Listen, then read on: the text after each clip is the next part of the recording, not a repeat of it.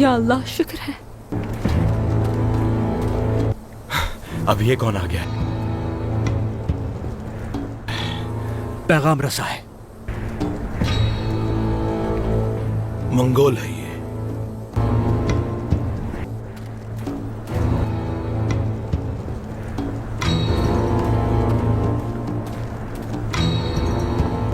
उलझाए तूफान है,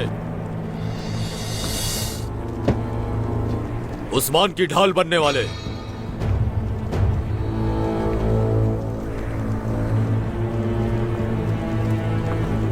उलझाए तूफान, उलझाए तूफान क्यों रुकावट बना है उस्मान की मौत के सामने? ये सिर्फ वही जानते हैं। हुक्म है उस्मान को जल्द अज जल्द तबरेज पहुंचाया जाए। ये कैसे हो सकता है उलूगान?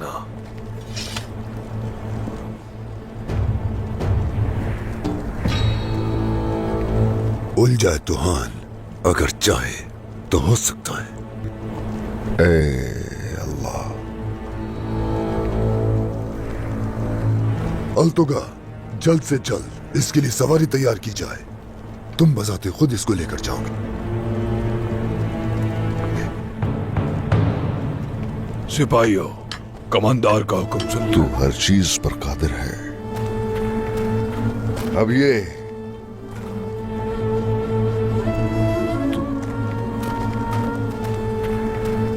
जो जान इस बदन में रह गई है, तुम सबको इससे डरना चाहिए।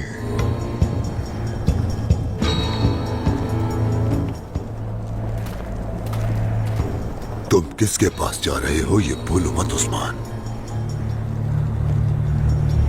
अगर यहां किसी को डरना चाहिए तो वो तुम हो। जिंदान वाली सवारी मंगाई गई है, वो उन्हें कहीं लेकर जा रहे हैं। वाज़ेह है कि उन्हें कहां ले जाया जाएगा, या तो मंगोल सराय में या फिर मंगोल रियासत में ले जाया जाएगा। सही कहा आपने भाई। उलूगान को जो रोक सकता है वो उलझाए तो ही है। उस्मान सरदार, हट जाओ। आयशा, रो मत आयशा, हरगिज नहीं रोना। बाबा ने आपके साथ गद्दारी की है। उन्होंने क्यों किया ऐसा? जब तक तुम जैसी बाहिम्मत बेटियां मौजूद हैं, हजारों गद्दार भी आ जाए तो क्या गम। नहीं आयशा, चलो शाबाश, चलो जाओ।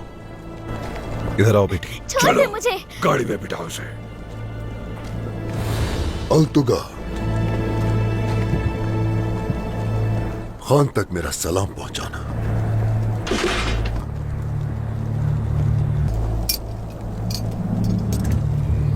अल्लाह ने हमारी दुआ सुन ली।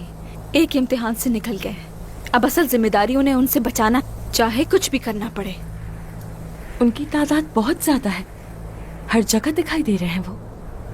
कबीले से निकलने के बाद हम इन्हें तंग घाटी में घेर सकते हैं और इन पर भारी पड़ सकते हैं। जिंदान का दरवाजा खोलना बहुत जरूरी है, चाहे उसके लिए हमें कोई भी कीमत अदा करनी पड़े। हमें इस काम के लिए घोड़े चाहिए होंगे। कौन जाने ठीक कहा। तौरान, सिपाहियों, घोड़े लेकर आओ फौरन यहाँ। जो हुक्म खातून। रियासत के लिए कुछ भी करेंगे। उस्मान साहब की लड़ाई इस वक्त हम सब की लड़ाई है। अल्लाह हमारा हामिल मुनासिब। आमीन। चलो तैयारी शुरू करो, आ जाओ।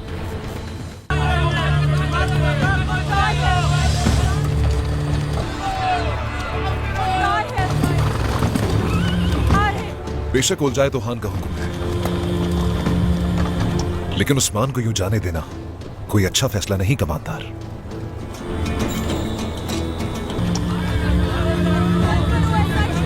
हमारे मातहत हो। अलबाय दुरुस्त कह रहे हैं। ओलुगान, मौका था उसे मार दिया जाता। उस्मान को छोड़ना नहीं चाहिए था।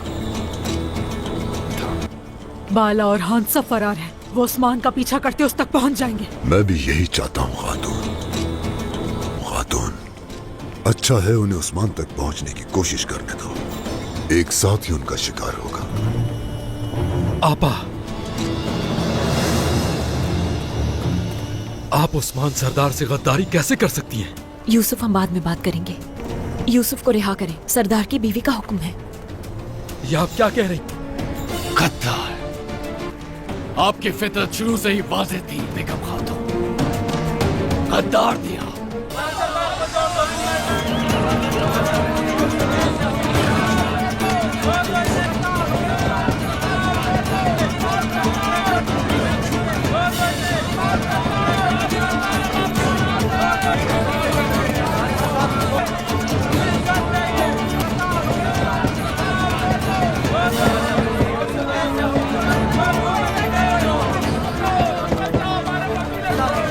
यहाँ से तो बच निकले, तबरेज में इससे भी ज्यादा बदतर हालत में हो गए उस्मान।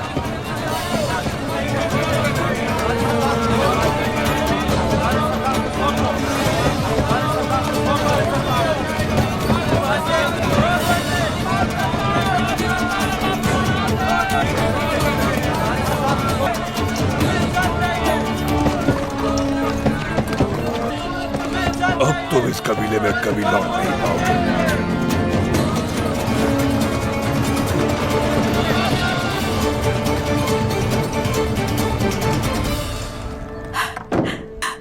मेरी मैना,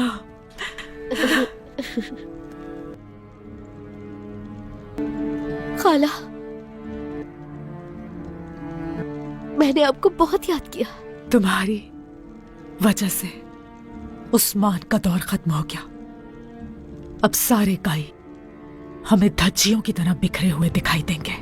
हाँ, लेकिन खाला, मंगोलों ने बहुत से लोगों की जानें ली। कितने ही बच्चे यतीम होकर रह गए। खाला, उस्मान बुरा आदमी है, ठीक है, मगर अच्छा सरदार है। खाला, क्या तुम उस्मान का दिफा कर रहे हो मेरे सामने?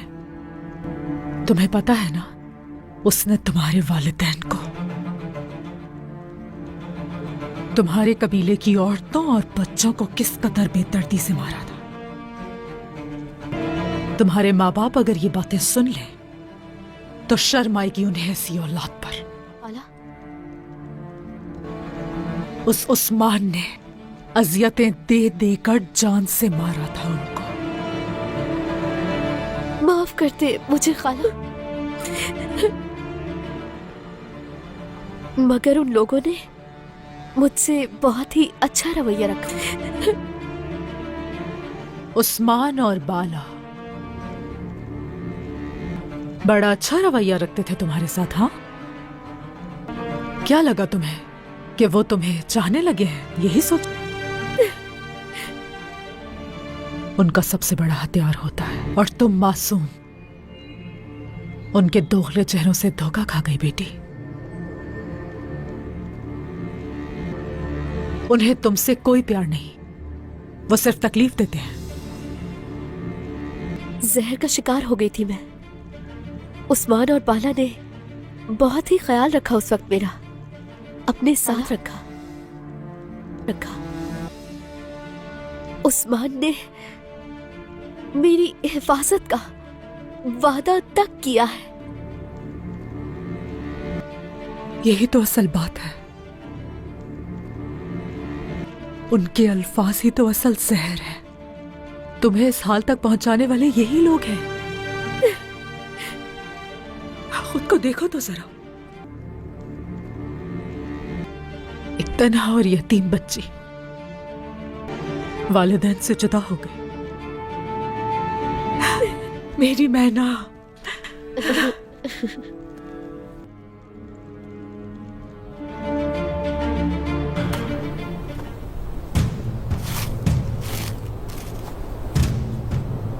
मंगोल हमेशा यही रास्ता इस्तेमाल करते हैं, अपने सिपाहियों को इन जगहों पे फैला देते हैं।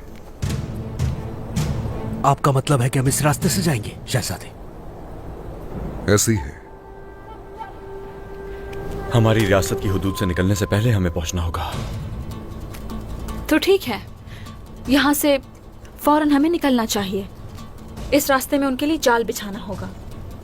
इन हुदूद से निकलने से कबल ही हम उन्हें छुड़ा लेंगे इंशाल्लाह। चलो आ जाओ। इस गुस्से की आग को हवा दो। अपनी माँ को, बाबा को याद करो। तुम्हें रोते हुए मैं देख नहीं सकती।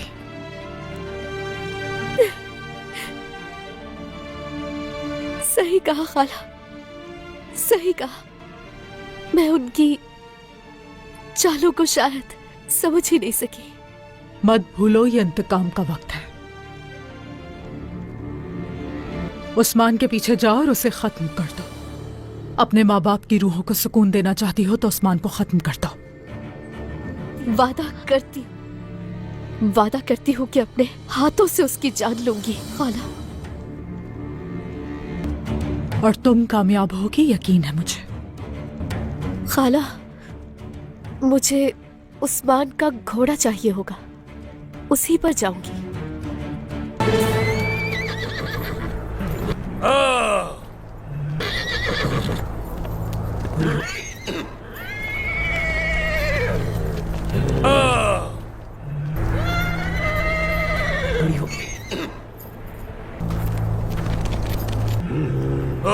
क्या हुआ इसे?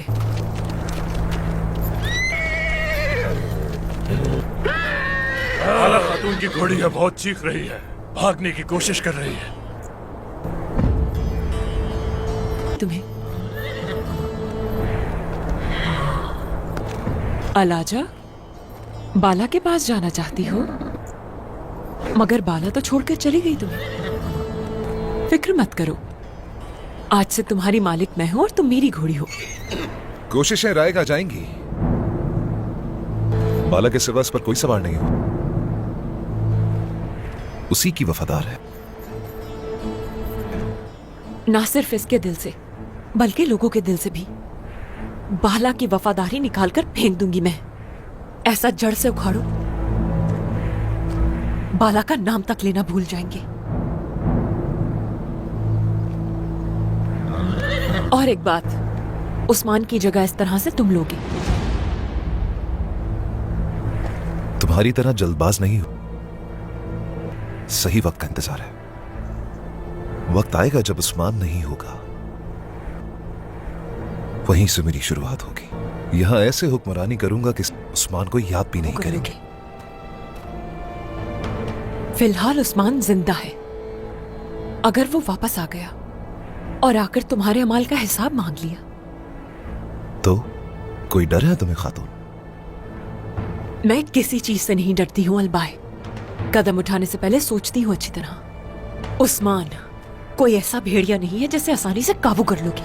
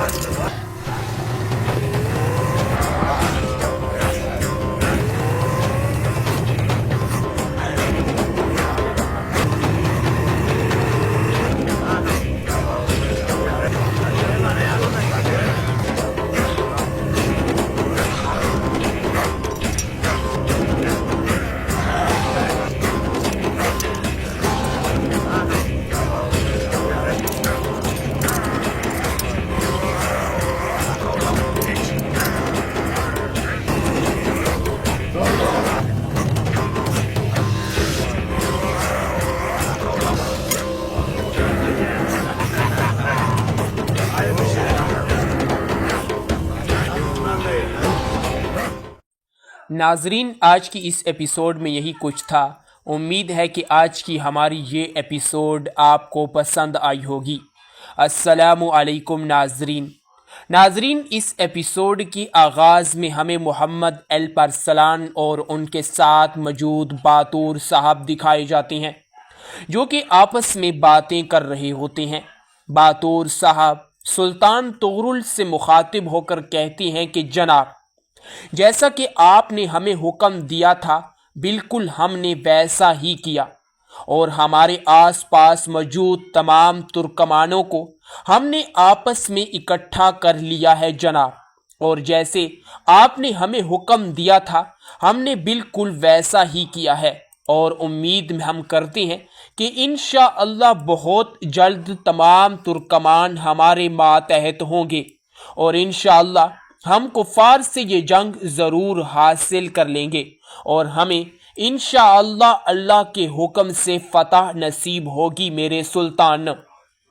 नाजरीन, इसी के साथ सुल्तान तुगरुल अपने भतीजे से मुखातिब होकर कहती हैं कि बिल्कुल ऐसा ही है अल्प अरसलान, और मैं उम्मीद करता हूँ कि हमें इस मर्तबा ज़रूर फतह हासिल होगी और हम सलेबियों को ज़रूर इस जंग में शिकस्त देंगे। नाजरीन, इसी के साथ उनका मुशीर सुल्तान तुगरुल से मुखातिब होकर कहता है कि सुल्तान मुअज़्ज़म, जैसा कि आपके प्यारे भतीजे मोहम्मद अल्प अरसलान ने आपसे कहा है कि हमारे आस पास मौजूद तमाम तुर्कमानों ने हमारी बैत कर ली है, और जैसा कि मोहम्मद अल्प अरसलान यानी कि आपके भतीजे ने आपसे कहा है कि तमाम तुर्कमान अब हमारे मातहत हैं, तो क्या अगर तमाम तुर्क हमारे मातहत हैं तो हम क्या बाज़ंतीनी सिपाहियों को शिकस्त दे पाएंगे? क्योंकि तुर्कमान सिपाहियों के पास सिपाहियों की तादाद इतनी नहीं है जितना कि हमें जंग में ज़रूरत है। और यहाँ पर सुल्तान तुगरुल खामोश हो जाते हैं। नाजरीन, इसके बाद मंजर तब्दील करके हमें महल के बाहर का मंजर दिखाया जाता है, जहाँ पर सुल्तान मोहम्मद अल्प अरसलान के सिपाही सुल्तान मोहम्मद अल्प अरसलान का इंतज़ार कर रहे होते हैं। इसी दौरान जैसे ही सुल्तान मोहम्मद अल्प अरसलान सुल्तान तुगरुल के मिलने से बाहर आते हैं और उनका सामना किसी और से नहीं बल्कि उनके मुंह बोले चच्चा यनाल साहब से होता है, और यनाल साहब उनसे मुखातिब होकर कहते हैं कि यनाल साहब उनसे कहते हैं कि आखिरकार तुम यहाँ पर क्या कर रहे हो, ज़रा मुझे बताओ, मैं जानना चाहता हूँ कि आप ऐसा यहाँ पर क्या कर रहे हैं, ज़रा मुझे बताएं। नाजरीन, इसी के साथ वो बाकी मौजूद उनके तमाम सिपाहियों की तरफ देखते हैं और उन सिपाहियों में बातूर साहब भी मौजूद होते हैं और वो बातूर साहब को देखकर हंसते हैं और बातूर साहब उन्हें देखकर हंसते हैं और यनाल साहब अपना तंजिया अल्फाज बातूर साहब से कहते हैं कि बातूर साहब, आखिरकार आप यहाँ पर मोहम्मद अल्प अरसलान के साथ क्या कर रहे हैं, ज़रा मुझे बताएं। मैं भी जानना चाहता हूँ कि आखिरकार आप यहाँ पर क्यों आए हैं, क्या वजह है, किस वजह से आप यहाँ पर आए हैं। नाजरीन, इसी के साथ बातूर साहब यनाल साहब की ये बात सुनकर कुछ देर के लिए खामोश हो जाती हैं और बातूर साहब यनाल साहब को कोई भी जवाब नहीं देते और मोहम्मद अल्प अरसलान के साथ वो यहाँ से रवाना होने ही वाले होते हैं कि दोबारा यनाल साहब मोहम्मद अल्प अरसलान को पीछे से आवाज देकर बुलाते हैं और उन्हें कहते हैं कि क्या तुम मुझसे मिलना पसंद नहीं करते हो मोहम्मद अल्प अरसलान, जो तुम मुझसे इस तरह नाराज होकर जा रहे हो, आखिरकार तुम्हें कौन सी बात खाए जा रही है, जरा मुझे बताओ। मैं भी जानना चाहता हूं कि आखिरकार वो कौन सी बात है जो तुम्हें अंदर से खाई जा रही है। मैं तुम्हारे मुंह से पढ़ सकता हूं कि आखिरकार तुम किस बात से मुझसे नाराज हो। नाजरीन, आज की इस एपिसोड का यहीं पर इख्तिताम होता है। उम्मीद है कि आज की हमारी ये वीडियो आपको पसंद आई होगी। अगर आज की हमारी ये वीडियो आपको पसंद आई है तो हमारे चैनल डेरा प्रोडक्शन 2.0 को जरूर सब्सक्राइब करें और साथ ही लगे बेल के आइकन पर जरूर क्लिक